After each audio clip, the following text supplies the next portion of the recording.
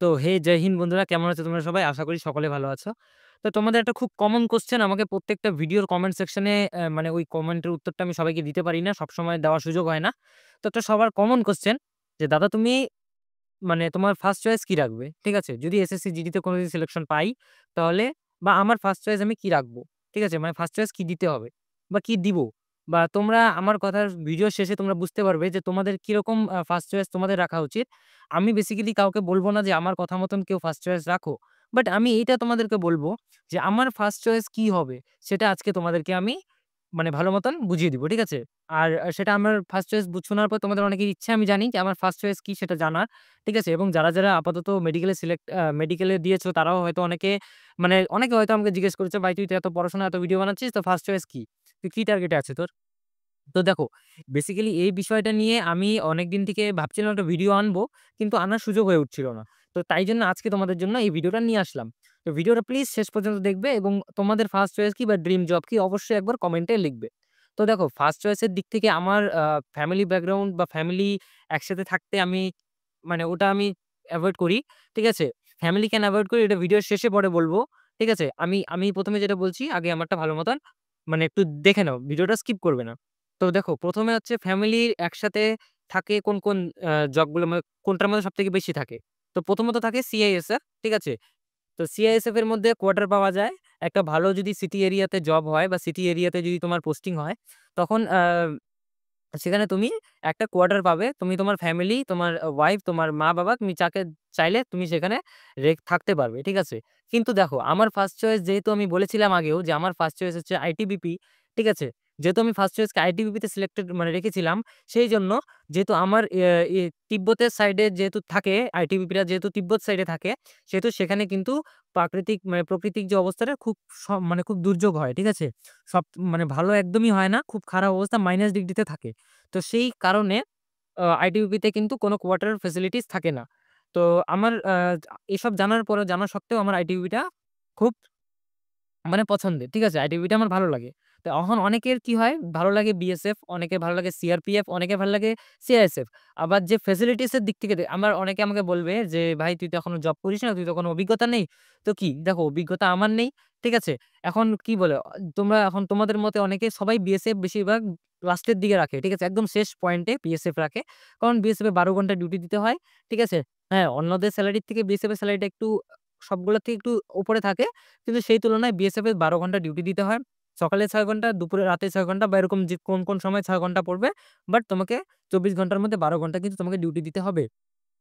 এটা থাকে তোমার নিয়ম। ঠিক আছে? নিয়মের মধ্যে পড়ে। তো এটা তোমাকে দিতেই হবে বিএসএফ এর মধ্যে। কিন্তু তুমি যদি সেম আইটিবিপি তে আসো বা আদার্স সিআরপিএফ এ যাও বা আদার্স কোথাও যাও, সেখানে কিন্তু এসবের কোনো রুলস থাকে না। ঠিক আছে? এই জিনিসটা কিন্তু হয় না। সাধারণত এই জিনিসটা একটু কম হয়। তো ১২ ঘন্টা ডিউটি সাধারণত বিএসএফ এর মধ্যেই সবথেকে বেশি দেখা যায়। তো তারপরে অনেকের কথা যে অনেকে জানতে চায় আমার কাছ থেকে। তো সেইজন্য আজকেই তাদের এই ভিডিওটা। আর এখন বড় কথা হচ্ছে, তোমরা বলছো যে আমি কিভাবে যে তুমি ভিডিওটা দেখছো তোমাকে আমি বলছি যে তুমি এখন পর্যন্ত চুজ করতে পারছো না যে আ তুমি কি পছন্দ করো? ঠিক আছে? তুমি কোনটাতে যাবে? মনের মধ্যে কনফিউশন আছে। ঠিক আছে? আমি বলব, তুমি যদি ফ্যামিলির সাথে থাকতে চাও, ঠিক আছে? ফ্যামিলি নিয়ে থাকতে চাও বা ফ্যামিলি মা-বাবা একসাথে থাকতে চাও, একসাথে থাকি ডিউটি করতে চাও, তাহলে তোমার জন্য সিআইএসএফ বেস্ট হবে। এখন কথা হচ্ছে সিআইএসএফ এর জন্য কত নাম্বার লাগবে? তো আমি বলেছিলাম সিআইএসএফ এর জন্য সাধারণত 120 প্লাস টার্গেট নিতে। কারণ সিআইএসএফ 120 প্লাস ছাড়া পাওয়া যায় না বললেই চলে। হুম? আর এখন যদি তুমি ওয়েস্ট বেঙ্গল থেকে আ আমি জানি আমার ভিডিও অনেক আসাম সাইডের দেখে আসামে। কারণ আসামের বিষয়টা কাট অফটা অন্য যায়। আসামেরটা আমি বললাম না ঠিক। আসামেরটা আমার ঠিকঠাক মতন জানা নেই। যদি তুমি ওয়েস্ট বেঙ্গল থেকে দেখো তাহলে কিন্তু ওয়েস্ট বেঙ্গলে ১২০, ১২৫ প্লাস সিআইএসএফ এর জন্য দরকার। ঠিক আছে? এখন দেখো এসএসবি ভালো। ঠিক আছে? একটু রিস্কটা কম থাকে। হ্যাঁ? আর অ্যালাউন্সমেন্ট সবগুলাতেই বেশি থাকে। এখন তোমাকে কোথায় কখন পোস্টিং পড়ে সেই হিসাবে অ্যালাউন্সমেন্ট হয়। আর দেখো, এই যে বেসিক্যালি আমি যে জিনিসগুলো বললাম সেগুলো কিন্তু কোনো কিছু ভুল নয়। ঠিক আছে? এখন যদি তোমার মনে হয় যে আমি এসব জানলাম কোথা থেকে? দেখো, আমি তো একজন নরমাল স্টুডেন্ট। আমার এসব জানার একটা কৌতূহল, একটা আগ্রহ মনের ভিতরে থাকে। তো সেই হিসাবে আমি নানান ধরনের নানান ধরনের যারা জব করে তাদের থেকে এক্সপেরিয়েন্স, ঠিক আছে? নানান যারা জব করে আমাদের এখানেই আছে অনেকজন। তাদের কাছ থেকে শোনা এবং তাদের মতবিচারকে আমিও নিজেও ভেবেছি। তারপর এটার পরে কি হবে না হবে, কোনটা হলে ভালো হয়। ঠিক আছে? নানান ধরনের পোস্ট রয়েছে। এখন আমার কথা হচ্ছে আমি কোনটার পর কোনটা রাখবো। ঠিক আছে? এটা আমি বলছি। তো তোমরা যারা ১ম এ ভাবছো যে বিএসএফ কে রাখবে, তো তাদেরকে আমি একটু বলব যে তোমরা একটু চিন্তা ভাবনা করে বিএসএফ টা রেখো। বিএসএফ টা রাখার প্রধান কারণটা কি আর আমি বলছি তোমাদেরকে। কারণ বিএসএফ যদি রাখো তখন কিন্তু পরিবার বা আদার্স পাবলিক বা আদার্স তোমাদের যে রিলেটিভস আছে তাকে কিন্তু তুমি ঠিকঠাক মতন সময় দেওয়ার খুব সময় নাও দিতে পারো। আর আইটিবিপির কথা বললাম, সেটা কিন্তু তার থেকেও বেশি হার্ড হয়। আইটিবিতে এমন জায়গা থাকে যেখানে নেটওয়ার্ক পর্যন্ত থাকে না। ঠিক আছে? তিব্বতের সাইডে অনেক জায়গা থাকে যেখানে নেটওয়ার্ক পর্যন্ত এভেইলেবল হয় না। ঠিক আছে? ফোনের তো কোনো অ্যালাউডই থাকে না। হ্যাঁ? তো এইসব তো থাকে প্যারামিলিটারির মধ্যে তোমরা তো জানোই যে ফোনের অ্যালাউড সব পোস্টের মধ্যে থাকে না। এবং জব করার টাইমে যদি ফোন যদি থাকে তাহলে কিন্তু একটা রেড মার্ক পড়তে পারে। তো সেইজন্য ফোনের অ্যালাউডটা কম থাকে। আর সবখানে সব সমান হয় না। ধরো আজকে তুমি এখানে আছো, কেউ কম আছে, লোক সংখ্যা কম আছে। ঠিক আছে? তুমি তোমার আইডিয়া মতন ফোন ইউজ করতে পারবে। সেটা কিন্তু কোনো অসুবিধে নেই। কিন্তু ফোন ইউজ কিন্তু এমনিও সব প্যারামিলিটারির মধ্যে থাকে না। আর তুমি যদি আদার্স কোনো ফোর্সে যাও, এসএসজিডি থেকে পরে যদি অন্য কোনো ফোর্সে রূপান্তরিত হও বা অন্য কোনো ফোর্সে যাও, সেখানের বিষয়টা আলাদা। ঠিক আছে? তুমি কোন ফোর্সে যাবে সেটার বিষয়টা ডিপেন্ড করবে। বাট আমার ১ম যে পোস্টে রাখবো সেটা হচ্ছে আইটিবিপি থাকবে এবং 2nd এ থাকবে সিআইএসএফ এবং 3rd এ থাকবে এসএসবি, 4th এ থাকবে সিআরপিএফ। ঠিক আছে? এবং 5th এ একদম আমি তারপরে একেক করে যেগুলো রয়েছে একেক করে দিয়ে দিব এবং সবার লাস্টে দিব বিএসএফ। মানে বিএসএফ হচ্ছে তোমার লাস্ট হুক থাকবে। যে তুমি সবার কম নাম্বার যদি পাও তাহলে বিএসএফ তোমার যাতে একটা হুক থাকে যে তুমি যাতে ওখানে আটকাতে পারো। ঠিক আছে? সেইজন্য সবার লাস্ট থাকবে বিএসএফ। কারণ বিএসএফ এর কাট অফটা অনেকটা কম থাকে।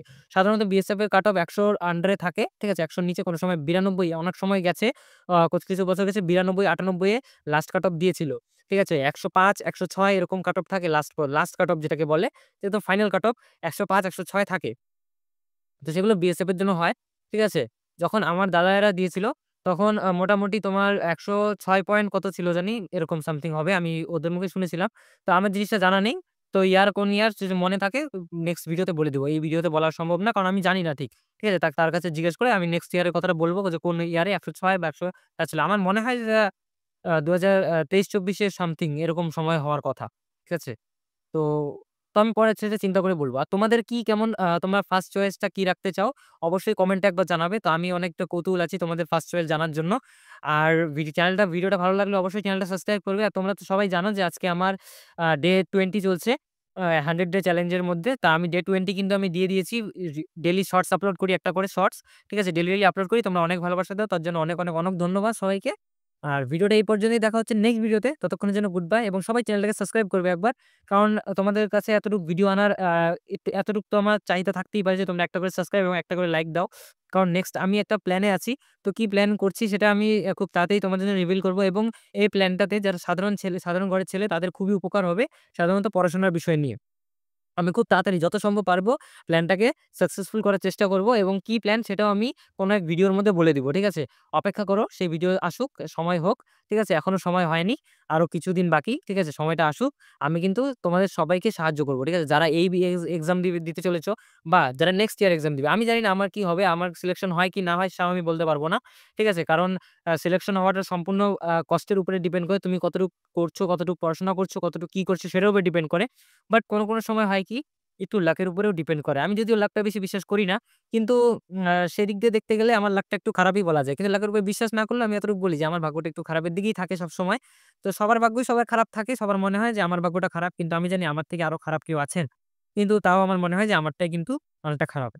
তো যাই হোক কথাটা এই পর্যন্তই শেষ করলাম। তো তোমাদের ড্রিম পোস্ট কি অবশ্যই তোমরা কমেন্টে একবার জানাবে। আর ভিডিওটা ভালো লেগে থাকলে অবশ্যই একটা লাইক এবং সাবস্ক্রাইব করে পাশে থাকবে। Thank you so much.